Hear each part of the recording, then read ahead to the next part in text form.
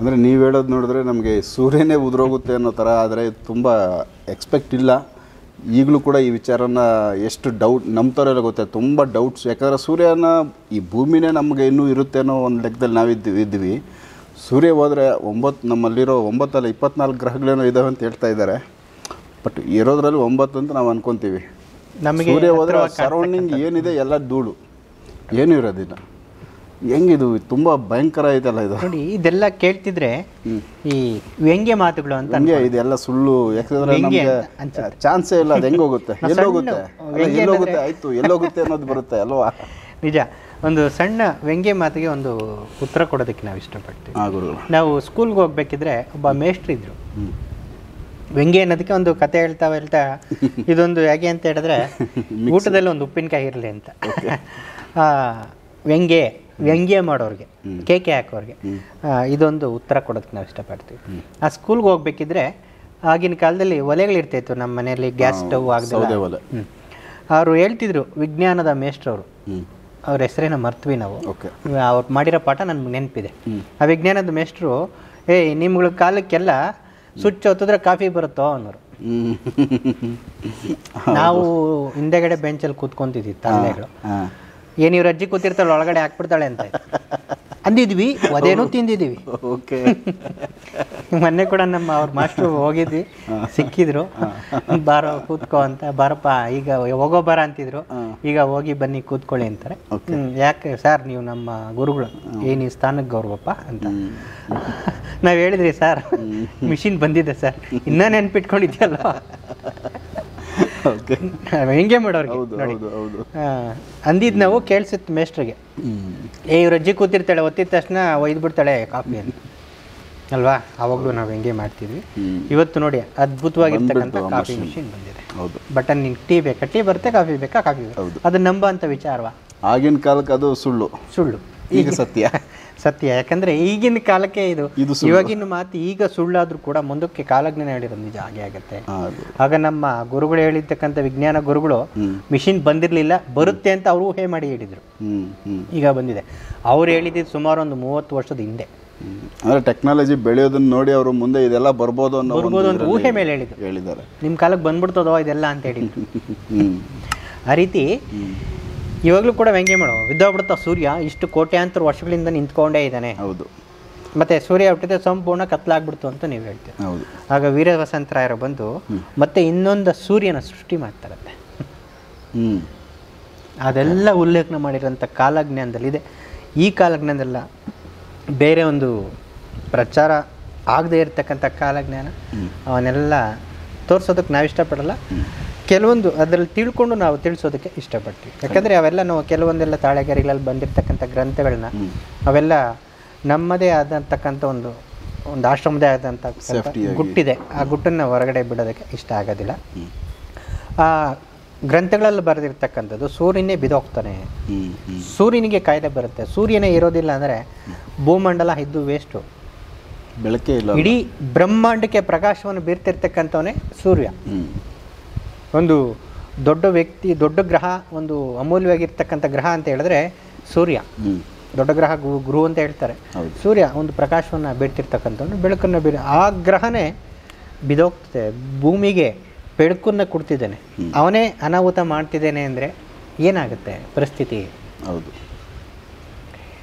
ಇಡೀ ಒಂದು ಈ ಕಾಲಜ್ಞಾನದಲ್ಲಿ ಇನ್ನೂ ಈ ರೀತಿ ಹಲವಾರು ಒಂದು ಉಲ್ಲೇಖನ ಮಾಡಿರ್ತಕ್ಕಂಥದ್ದು. ಮಗ ತಂದೆಯನ್ನು ಕೊಂದು ಪಟ್ಟಕ್ಕೆ ಕುಳಿತುವನು. ಅಂದರೆ ಆ ಪೊಸಿಷನ್, ತಂದೆ ಪೊಸಿಷನ್ ನಮ್ಮ ಮಗ ತಗೋಬೇಕಾದ್ರೆ ತಂದೆನ, ಹೌದು, ಪಟ್ಟಕ್ಕೋಸ್ಕರ, ಆಸ್ತಿಗೋಸ್ಕರ, ಅಂತಸ್ತಿಗೋಸ್ಕರ ಇವತ್ತು ಏನು ಮಾಡ್ತಿದ್ದಾರೆ? ತಂದೆ ತಾಯಿನ ಕೊಲೆ ಮಾಡ್ತಿದ್ದಾರೆ, ತಂದೆಯನ್ನೇ ಸಂಹಾರ ಮಾಡ್ತಿದ್ದಾನೆ. ನೀವು ನೋಡ್ಬೋದು, ಮಾಧ್ಯಮಗಳಲ್ಲಿ ನೋಡ್ಬೋದು. ಆಸ್ತಿಗೋಸ್ಕರ ಇವೆಲ್ಲ ನಡೀತಾ ಇದ್ದಾವೆ. ಖಂಡಿತವಾಗಿ ನಡೀತಿದೆ. ಪಟ್ಟಕ್ಕೆ ಅದರಲ್ಲಿ ಅವರು ಆವಾಗಲೇ ಬರೆದುಬಿಟ್ಟಿದ್ದಾರೆ. ತಂದೆಗಳು, ತಾಯಿಗಳು ಅಂತ ಹೇಳಿದ್ರೆ, ಮನೆಯಲ್ಲಿ ಹಿರಿಯರು ಇದ್ದಾರೆ ಅಂತ ಹೇಳಿದ್ರೆ, ನಮ್ಮಗಳ ಕಾಲದಲ್ಲಿ, ಹಿಂದಿನ ಕಾಲದಲ್ಲಿ ಇನ್ನೂ ತುಂಬ ಒಂದು ಭಯ ಭಕ್ತಿ ಇತ್ತು. ಅವ್ರದ್ದು ತಂದೆ ತಾಯಿ ದೊಡ್ಡವ್ರು ಕೂತಿದ್ದಾರೆ ಅಂತ ಹೇಳಿದ್ರೆ ಮನೆಯೊಳಗಡೆ ಹುಡುಗರು ಮಕ್ಕಳು ಯಾರು ಓಡಾಡ್ತಿರ್ಲಿಲ್ಲ, ಅಷ್ಟು ಭಯ ಭಕ್ತಿ ಇತ್ತು. ಈಗ ತಂದೆಯನ್ನು ಕೊಂದು ಪಟ್ಟಕ್ಕೆ ಬರ್ತಾ ಇದ್ದಾರೆ. ಒಂದು ಅಧಿಕಾರ, ಚಲಾಯಿಸ್ಬೇಕಂದ್ರೆ ತಂದೆನೇ ಕೊಲ್ತಾರೆ. ಅಂದರೆ ಇವ್ರು ಹೋಗೋ ದಾರಿಗೆ ಅಡ್ಡ ಯಾರು ಇರೋದಿಲ್ಲ, ಕೇಳಂಗಿಲ್ಲ ಪ್ರಶ್ನೆ ಇವ್ರಿಗೆ ಅನ್ನೋ ಥರ ಆಯಿತು. ದೊಡ್ಡವರು ಚಿಕ್ಕವರು ಅಂದೆ ಭೇದ ಭಾವ ಇಲ್ದೇನೆ ಆ ರೀತಿ ಕಾಲ. ನಿಮ್ಗೆ ಇನ್ನೇನು ಕಾರ್ಯಕ್ರಮದಲ್ಲಿ ಹೇಳಿದ್ರಿ, ಈ ಕರ್ಮಗಳನ್ನು ನೋಡದೆ ಬಂಡೆಗಳಿಗೆ ಜೀವ ಬಂದು ಬಂಡೆಗಳೇ ಬಡ್ದಾಡ್ಕೊಂಡು ಸಾಯ್ತವೆ ಅಂತ. ಹೌದು, ಅದು ಹೇಳಿದ್ದೀರ. ಆ ರೀತಿ ಕರ್ಮಗಳು. ಈ ಕರ್ಮಗಳೆಲ್ಲ ನೋಡಿ ಬಂಡೆಗಳೇನಾಗುತ್ತೆ, ಕರ್ಮಗಳ ಬಗ್ಗೆ ಮಾತಾಡ್ತಕ್ಕಂಥದ್ದು. ಮತ್ತು ಈ ಮಗ ತಾಯಿಯನ್ನು ಕಾಮದೃಷ್ಟಿಯಿಂದ ನೋಡ್ತಕ್ಕಂಥದ್ದು ಅದು ಬಂದಿದೆ, ಸಾಕ್ಷಿಗಳು ನಮ್ಮ ಹತ್ರ ಇದೆ. ಓಕೆ, ನಾವು ಕಿವಿ ಕೇಳಲಾರ್ದಂಥ ಕರ್ಮಗಳಿದು. ಇನ್ನೂ ಕರ್ಮಗಳು ಹುಟ್ಟುತ್ತೆ. ಮಗ ತಾಯಿಯನ್ನು ಕಾಮದೃಷ್ಟಿಯಿಂದ ನೋಡ್ತಿದ್ದಾನೆ ಅಂತ ಹೇಳಿದಾಗ ಅದು ಮನಸ್ಸು ಚುರುಕನ್ಸುತ್ತೆ. ಏನಪ್ಪ ಇದು ಈ ರೀತಿ ಕಂಪ್ಲೀಟ್ ಇದೊಂದು ವ್ಯವಸ್ಥೆನೇ ಹಾಳು ಮಾಡೋದು. ನಮಗೆ ಇಷ್ಟು ಅದು ಪ್ರಕೃತಿ ಪ್ರಾಣಿಗಳ ಲೆಕ್ಕಕ್ಕೆ ಇದು ಕಂಪೇರ್ ಆಗೋದು. ಪ್ರಾಣಿಗಳಿಗಿಂತ ಅಧ್ವಾನ ಅಂತ ಹೇಳ್ಬೋದು. ಆ ರೀತಿ ಕಾಲ ಬರ್ತಕ್ಕಂಥದ್ದು ಇವಾಗ ನೋಡ್ತಕ್ಕಂಥದ್ದು ನಡೀತಾ ಇದೆ. ಅದು ನೀವು ನೋಡ್ಬೋದು ಕೆಲವೊಂದು ಇದರಲ್ಲೆಲ್ಲ ಆ ರೀತಿ ನಾವು ಪೇಷಂಟ್ಗಳು ಕೂಡ ಒಂದು ಮಾನಸಿಕ ಒತ್ತಡವಾಗಿ ಕೆಲವೊಂದು ಮೊಬೈಲ್ಗಳಲ್ಲಿ ಬರ್ತಕ್ಕಂಥ ಛಾಯಾಚಿತ್ರಗಳನ್ನೆಲ್ಲ ನೋಡಿ ಒರ್ತಕ್ಕಂಥ ಪೇಷಂಟ್ ಕೂಡ ಇದ್ದಾರೆ. ಮತ್ತು ಡ್ರಗ್ಸ್ ಗಾಂಜಾ ಯೂಸ್ ಮಾಡಿ ಆ ರೀತಿ ದೃಷ್ಟಿಯಿಂದ ನೋಡ್ತಕ್ಕಂಥದ್ದು ಇದೆ. ಸಾಕ್ಷಿಗಳು ಬರ್ತಿರ್ತಾರೆ, ಪೇಷಂಟ್ಗಳು ಆಗಿದ್ದಾರೆ. ಅದು ನೋಡಿ, ಅದನ್ನೆಲ್ಲ ನಾವು ಊಹೆನೇ ಮಾಡೋಕ್ಕಾಗ್ತಿರ್ಲಿಲ್ಲ, ಮಾಡೋಕ್ಕಾಗಲ್ಲ. ಆ ರೀತಿ ಕಾಲಜ್ಞಾನದಲ್ಲಿ ಉಲ್ಲೇಖ ಮಾಡಿ ಇಟ್ಟಿದ್ದಾರೆ. ಇದು ಕಾಲಜ್ಞಾನ, ಸತ್ಯ ಘಟನೆಗಳು.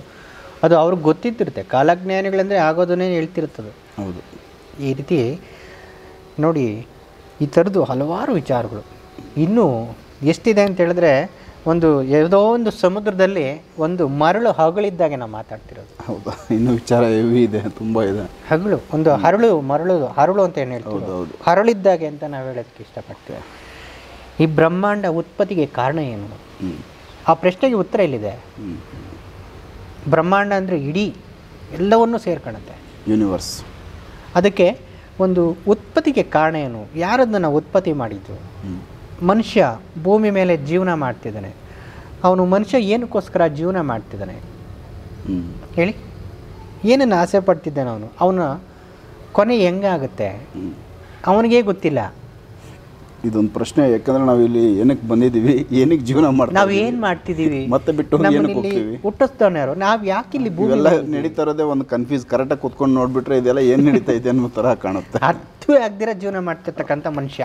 ಹೌದು, ಪ್ರಾಣಿಗಳಿಗಂತೂ ಅರ್ಥ ಇದೆ, ಪ್ರಾಣಿಗಳಿಗೂ ಅರ್ಥ ಇದೆ. ಹುಟ್ಟಿದೆ ಸದ್ಯ ನಾನು ಆಗ ಮಾಡಿದೆ, ಇದು ಒಂದು ಅನುಕೂಲ. ಈ ಮನುಷ್ಯ ಭೂಮಿ ಮೇಲೆ ಹುಟ್ಟಿದ್ದಾನೆ, ಯಾಕೆ ಹುಟ್ಟದ ಇವನು ಮಾಡ್ತಿರೋ ಕೆಲಸ ಏನು, ಮಾಡಬೇಕಾಗಿರೋ ಕೆಲಸ ಯಾವುದು, ಹೋಗ್ಬೇಕಾಗಿರೋ ದಾರಿ ಯಾವುದು, ಭೂಮಿ ಮೇಲೆ ಯಾಕೆ ಹುಟ್ಟಿದ್ದಾನೆ, ಭೂಮಿಗೂ ನಮಗೆ ಏನು ಸಂಬಂಧ, ಭೂಮಿ ಮೇಲೆ ನಾವು ಎಷ್ಟು ದಿವಸ ಇರ್ತೀರಿ, ಭಗವಂತನಿಗೂ ನಮ್ಗೆ ಏನು ಸಂಬಂಧ, ಅದರಲ್ಲಿ ಈ ಕಾಲಜ್ಞಾನ ಯಾಕೆ ಮಧ್ಯೆ ಬಂದಿದೆ ಭೂಮಿಗೆ, ವಸಂತರಾಯರು ಯಾರು, ಯಾಕೆ ಬಂದರು ಈ ಭೂಮಿಗೆ ಮಧ್ಯ, ಈ ಬ್ರಹ್ಮಾಂಡ ಎಷ್ಟು ದೊಡ್ಡದು, ಬ್ರಹ್ಮಾಂಡದಲ್ಲಿ ಏನೇನಿದೆ, ಹೇಗಿದೆ, ಈ ಬ್ರಹ್ಮಾಂಡನ ಕಾಲಜ್ಞಾನ ಹಾಡುತ್ತಾ, ನಿಜವಾ ಸತ್ಯವಾ, ಇಷ್ಟು ಒಂದು ಈ ಪ್ರಶ್ನೆಗಳು ಪ್ರಶ್ನೆ ಹೌದು, ತರ್ಕಕ್ಕೆ ಸಿಗಲ್ಲ. ಎಷ್ಟು ಈ ಪ್ರಶ್ನೆಗಳಿಗೆ ನಾವು ಬರೀ ಉತ್ತರ ಹುಡ್ಕೋದೇ ಆಗೋಗಿದೆ ನಮ್ಮ ಜೀವನ. ಅದಕ್ಕೋಸ್ಕರ ಈ ಕಾಲಜ್ಞಾನದಲ್ಲಿ ಮುಂದಿನ ಸಂಚಿಕೆಯಲ್ಲಿ ಮನುಷ್ಯ ಯಾಕೆ ಹುಟ್ಟಿದ್ದಾನೆ, ಅವನ ಸಾಧನೆ ಏನು, ಯಾಕೆ ಆಸ್ತಿ ಮಾಡ್ತಿದ್ದಾನೆ, ಏನು ಮಾಡ್ತಿದ್ದಾನೆ, ಏನರಿಂದ ಹೋಗ್ತಿದ್ದಾನೆ, ನಾವು ಯಾವುದರಿಂದ ಹೋಗಬೇಕು, ಅದನ್ನೆಲ್ಲ ತಿಳಿಸ್ತಾ ಕಾಲಜ್ಞಾನದಲ್ಲಿ ಏನು ತಿಳಿಸಿದ್ದಾರೆ. ಈ ಭೂಮಿನ ಯಾಕೆ ಆಡಳಿತಕ್ಕೆ ತೊಗೊಳುತ್ತೆ ಕಾಲಜ್ಞಾನ. ವಸಂತರಾಯರು ಈ ಭೂಮಿ ಮೇಲೆ ನೆಲೆಸೋಂಥದ್ದೇನು, ಈ ಭೂಮಿಗೆ ಯಾಕೆ ಬರಬೇಕಿತ್ತು, ಬೇರೆ ಕಡೆ ಎಲ್ಲಾದರೂ ಹೋಗ್ಬೋದಿತ್ತು, ಈ ಮನುಷ್ಯರನ್ನ ಯಾಕೆ ಸಂಹಾರ ಮಾಡಬೇಕಿತ್ತು, ಅದನ್ನೆಲ್ಲ ಎಳಿಯಾಗಿ ನಿಧಾನಕ್ಕೆ ಮಾತಾಡ್ತಾ ಒಂದು ಅರ್ಥವಾಗೋ ಥರ ಅದಕ್ಕೆ ಕೆಲವೊಂದು ಉಪಕಥೆಗಳನ್ನು ಹೇಳ್ತಾ ನಮಗೆ ಗೊತ್ತಿರೋಷ್ಟು ಆ ಕಾಲಜ್ಞಾನ ಕಾರ್ಯಕ್ರಮನ ಮುಂದುವರಿಸ್ತಾ ಇರೋಣ. ಇದೇ ರೀತಿ ನಮ್ಮ ಪಯಣ ಸಾಗ್ತಾ ಇರಲಿ ಅಂತ ಕೇಳ್ತಾ, ಆ ಗುರುಗಳಲ್ಲೂ ಪ್ರಾರ್ಥನೆ ಮಾಡ್ತಾ, ನಿಮ್ಮಗಳಲ್ಲೂ ನೋಡ್ತಾ ನಿಮ್ಮ ಆಶೀರ್ವಾದ ಸದಾ ನಮ್ಮ ಮೇಲಿರಲಿ, ಜನಗಳ ಆಶೀರ್ವಾದ ಕೂಡ ಸದಾ ನಮ್ಮ ಮೇಲೆ ಇರಲಿ ಅಂತ ಹೇಳ್ತಾ ಇವತ್ತಿನ ಕಾರ್ಯಕ್ರಮನ ಮುಗಿಸ್ತಾ ಇದ್ದೀನಿ. ನಮಸ್ಕಾರ.